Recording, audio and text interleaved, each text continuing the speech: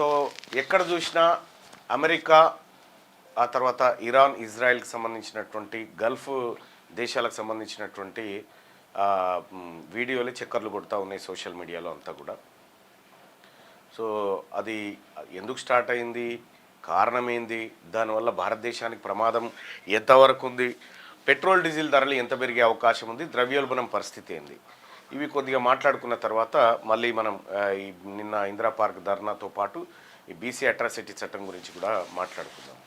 అసలు అమెరికాకు ఇరాన్కు మధ్య ఎక్కడ యుద్ధం స్టార్ట్ అయింది, ఎప్పుడు స్టార్ట్ అయింది?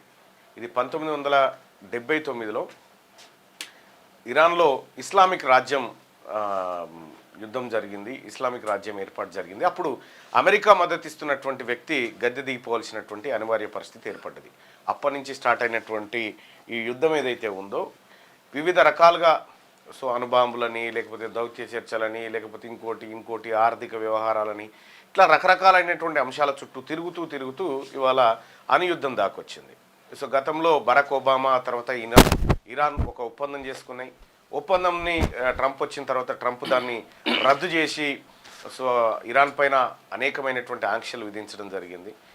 దాని తర్వాత ఇక ఇజ్రాయెల్, మీకు తెలుసు, అమెరికా ఎక్కడ యుద్ధంలో పాల్గొన్నా ఇజ్రాయెల్ అమెరికాకు ఒత్తాసు పలుకుతూనే ఉంటుంది. ఎందుకంటే ఇజ్రాయెల్ పెట్ కంట్రీ అనుకోరాదు, ఇజ్రాయెల్ అమెరికాకు పెట్ కంట్రీ లాంటిది.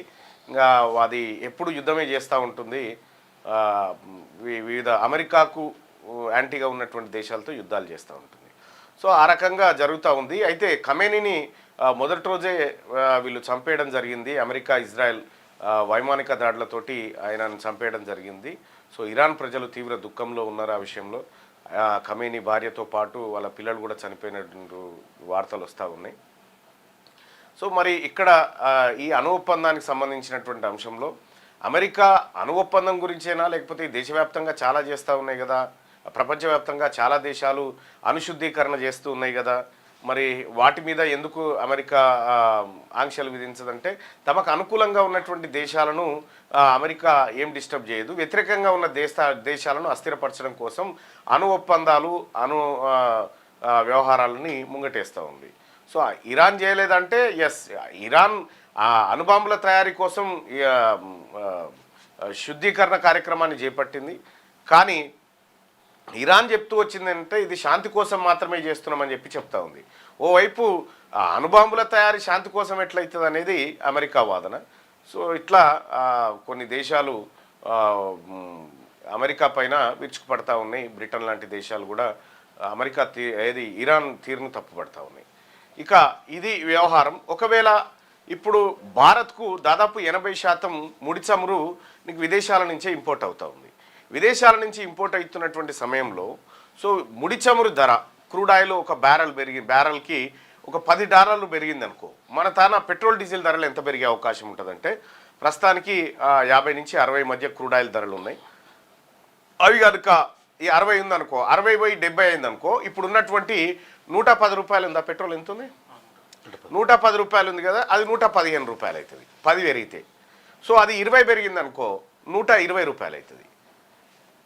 అంటే ఇక్కడ వాల్యూ యాడెడ్ ట్యాక్స్ని కనుక రాష్ట్ర ప్రభుత్వం, కేంద్ర ప్రభుత్వాలు తగ్గించుకుంటే, ఎక్సైజ్, ఇంపోర్ట్ డ్యూటీస్, లేకపోతే ఇవన్నింటిని కూడా కేంద్ర ప్రభుత్వం, రాష్ట్ర ప్రభుత్వం పన్నులు తగ్గించుకుంటే ధరలో మార్పు ఉండకపోవచ్చు, కొద్దిగా పెరగవచ్చు. కానీ అంతర్జాతీయ మార్కెట్లో క్రూడ్ ఆయిల్ ధరలు పెరిగినాయి అనేటువంటి సాకుతోటి ఆయిల్ కంపెనీలు సహజంగానే ధరలు పెంచుతాయి. సో దాని మీద కేంద్ర రాష్ట్ర ప్రభుత్వాలు పన్నులు వేస్తూనే ఉంటాయి.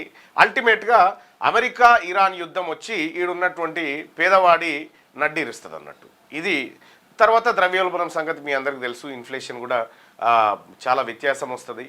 దానివల్ల అన్ని ధరలు కూడా ఇప్పుడు డీజిల్ ధర, పెట్రోల్ ధర పెరిగిందంటే రవాణా ఛార్జీలు పెరుగుతాయి, రవాణా ఛార్జీలు పెరిగిందంటే వస్తు ధరలు పెరుగుతాయి. తద్వారా ఇదంతా పోయి మళ్ళీ సామాన్యుని మీదనే పడుతుంది అన్నట్టు. ఎంకి పెళ్లి సుబ్బి సాగుకు వచ్చిందంటే ఇగో ఇదే కారణం.